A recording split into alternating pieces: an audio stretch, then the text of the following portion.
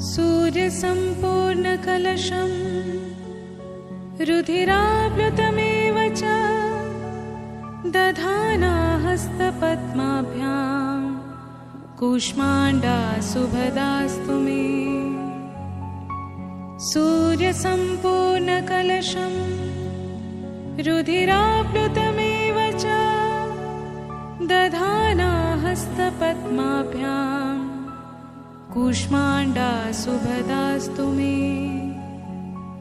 सूर्यसम्पूर्णकलशं रुधिराप्लुतमेव च दधाना हस्तपद्माभ्यां कूष्माण्डा सुभदास्तु मे।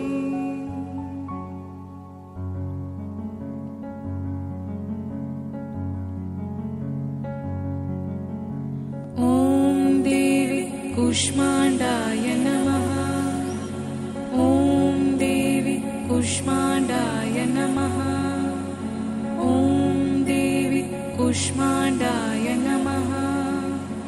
ॐ देवी कूष्माण्डाय नमः। ॐ देवी कूष्माण्डाय नमः। ॐ देवी कूष्माण्डाय नमः। ॐ देवी कूष्माण्डाय नमः। ॐ देवी कूष्माण्डाय नमः।